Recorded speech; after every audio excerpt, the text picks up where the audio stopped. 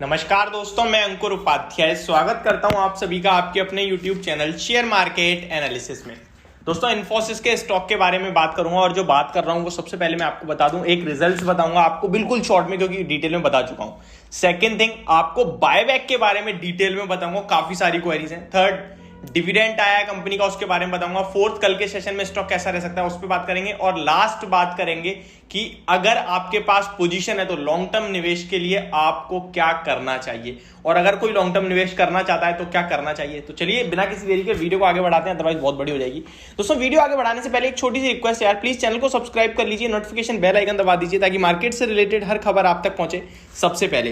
दोस्तों, अब बात करते हैं कंपनी के क्वार्टरली रिजल्ट्स के बारे में जो कि कंपनी ने आज के सेशन में पेश करे हैं। अगर मैं एक वर्ड में बोलूं तो ये कंपनी ने बहुत ही तगड़े नंबर पेश करे हैं। अभी तक आईटी कंपनीज में जितने भी नंबर्स आए सबसे ज्यादा तगड़े पेश करे हैं। आप कहोगे एचसीएल टेक भाई भूल गए क्या? एचसीएल टेक से भी ज्यादा तगड़े नंबर पेश करे हैं। मैं बताता हूं कैसे। सबसे पहले मैं आपको रिजल्ट्स बता देता हूं दोस्तों। कंसोलिडेटेड नेट प्रॉफिट कंपनी ने 6021 करोड़ का पेस्ट करा है, यानी 6021 करोड़ का प्रॉफिट पोस्ट करा है। और मार्केट की एक्सपेक्टेशन 5640 करोड़ की थी, मार्केट की एक्सपेक्टेशन से 10% ज्यादा। एचसीएल टेक के नंबर जो आए थे वो मार्केट की एक्सपेक्टेशंस के आसपास थे, यानी 3489 करोड़ की रिजल्ट्स में नंबर्स आए और 3410-20 करोड़ का प्रॉफिट का अनुमान था, यानी सिमिलर मान लीजिए। लेकिन यहां बहुत ही तगड़े मार्जिन से बीट करा है। नेक्स्ट नंबर पे चलते हैं बायबैक को लेकर। कंपनी ने 1850 रुपए तक बायबैक अनाउंस करा है और इस टोटल जो अमाउंट बायबैक के लिए सिलेक्ट करा उन्होंने 9300 करोड़, यानी 9300 करोड़ का ये बायबैक हो सकता है। अप टू 1850 रुपीज का भाव है। काफी सारे लोग कंफ्यूज हैं कि हम कैसे पार्टिसिपेट करें, क्या है इसका मतलब और इससे हमें क्या फायदा होगा। सबसे पहले इससे आपको या मुझे किसी को भी कोई फायदा नहीं होगा। क्यों नहीं होगा? क्योंकि ये है ओपन मार्केट से बायबैक। समझने की कोशिश करो, बायबैक होता है दो तरीके से, ओपन, टेंडर। टेंडर में होता है यानी कि आपसे कंपनी खुद 1850 रुपए के भाव पर खरीदने को तैयार है। आपके पास जो शेयर्स हैं आप बेचो। सारे शेयर्स कंपनी नहीं लेगी, कंपनी एक रेशियो निकालती। फॉर एग्जांपल, कंपनी 100 शेयर्स के सामने 5 शेयर्स खरीद रही है, यानी अगर आपके पास 100 शेयर हैं तो कंपनी आपसे उसके सामने 5, आप 100 की बिड लगाओगे तो 5 शेयर 1850 के भाव पे खरीद लेगी। ये होता, तो ये मतलब है टेंडर ऑफर। इससे आपको भी फायदा है, मुझे भी फायदा है। क्यों? क्योंकि अगर मैं शेयर होल्डर हूं, मैं बिड लगाऊंगा, 100 शेयर है तो मेरे 5 शेयर 1850 पे बिकेंगे, फायदा होता। समझ गए आप? लेकिन कंपनी टेंडर ऑफर से करती ही नहीं है बायबैक। मैं आपसे कल से चिल्ला चिल्ला के कह रहा हूं, इन्फोसिस मैक्सिमम ओपन मार्केट से करती है। ये ओपन मार्केट क्या है और ये टेंडर ऑफर में कौन करता है? तो टेंडर ऑफर यानी टीसीएस का बायबैक अगर याद हो तो टीसीएस ने टेंडर ऑफर से 4500 रुपए के भाव पर लोगों से शेयर्स खरीदे हैं। तो टीसीएस करता है टेंडर से और इन्फोसिस करता है ओपन से। अब आते हैं ओपन वाले पे। ओपन में क्या होता है दोस्तों? फॉर एग्जांपल, ओपन मार्केट में होता है जैसे आपके पास शेयर है इन्फोसिस का 1400 रुपए का, ठीक है। आप एक अनाउंसमेंट करते हो कि मैं 5000 करोड़ का माल खरीदूंगा इन्फोसिस का, और प्राइस रख देते हो आप 1800 रुपए। अब क्या हो रहा है? आप बाजार में बैठे हो, आपको लग रहा है यार आज मेरे शेयर का प्राइस गिर रहा है और 1350 पे आ गया, 5000 में से 1000 करोड़ का आज खरीद लो। आपने 1000 करोड़ का माल खरीद लिया, बहुत बढ़िया।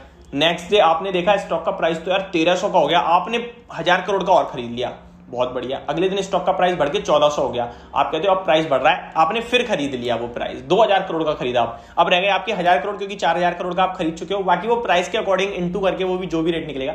फिर 1000 करोड़ का आपने खरीद, बैठे बैठे आपको लगा ठीक है खरीद लो, अब तो खरीदा, पूरे 5000 करोड़ का हो गया। फिर आप एक अनाउंसमेंट करोगे कि हम अपने 5000 करोड़ का पूरा खरीद चुके हैं।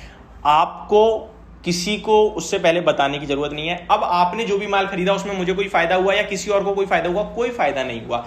सिर्फ आपने ये कहा था मैं 1800 रुपए से नीचे नीचे किसी भी भाव पे खरीद सकता हूं और कभी भी खरीद सकता हूं। अब इससे हमें कोई फायदा हुआ? नहीं हुआ। लेकिन एक फायदा हुआ। फॉर एग्जांपल, मैं भी इन्फोसिस का शेयर होल्ड करता था, तो जिस दिन ये गिर के 1350 रुपए पे आ रहा था और गिर रहा था, आपने 1000 करोड़ की बाइंग करी, तो बाइंग की वजह से स्टॉक का प्राइस ऊपर आया। आप देखते हो ना कि इस इंसान ने इतने रुपए का शेयर खरीदा और शेयर 10% शूट कर जाता है। तो ये अब आपको एक सपोर्ट देता है बायबैक। क्या देता है सपोर्ट ओपन मार्केट से? कि जिस दिन भी स्टॉक का प्राइस गिर रहा होगा या कभी भी, तो ये बायबैक सपोर्ट देगा। और 9000 करोड़ का बायबैक है, कोई छोटा मोटा नहीं, तो ये बाजार में स्टॉक के प्राइस को गिरने से रोकेगा। तो ये फायदा हम सबको मिलेगा, जो हमें दिखेगा नहीं लेकिन होगा। समझ गए होंगे आप, मैंने इतनी आसान भाषा में समझाया, शायद इससे ज्यादा मैं समझा नहीं पाऊंगा, एंड आप समझ ही गए होंगे अब तो। अब नेक्स्ट नंबर पे आते हैं डिविडेंड। अब डिविडेंड की बात करें तो कंपनी ने 16.5 रुपए पर शेयर का डिविडेंड अनाउंस करा है, जो कि आपकी बैंक में डायरेक्ट क्रेडिट होगा। अब काफी सारे लोगों का सवाल है कैसे मिलता है, तो आपको इसके लिए कुछ भी करने की जरूरत नहीं है। आपके पास शेयर्स हैं और एक्स डेट जो भी होगी स्टॉक की, उस एक्स डेट तक आपके पास रहेगा स्टॉक, तो आप डिविडेंड के लिए एलिजिबल हैं। क्या अगर आप कल खरीद लोगे तो आपको डिविडेंड मिलेगा? डेफिनेटली मिलेगा। जो भी एक्स डेट से पहले खरीदेगा, मान लीजिए कंपनी अनाउंस करती है कि मेरी जो एक्स डेट है वो 25 अक्टूबर की है, तो जो भी 25 अक्टूबर से पहले खरीदेगा वो डिविडेंड के लिए एलिजिबल है। ये 25 अक्टूबर कोई डेट नहीं है, ये सिर्फ और सिर्फ एग्जांपल के रूप में।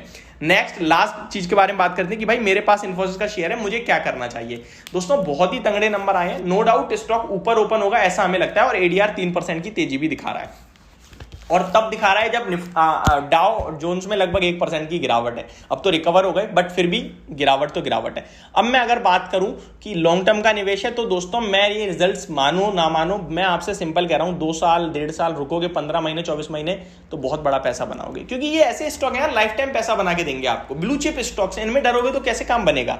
अब बात करते हैं कल अगर बढ़ेगा तो ट्रेडर हूं मैं, और क्या मुझे लेना चाहिए? बिल्कुल नहीं लेना चाहिए, क्योंकि अगले 6 महीने रेंज बाउंड है।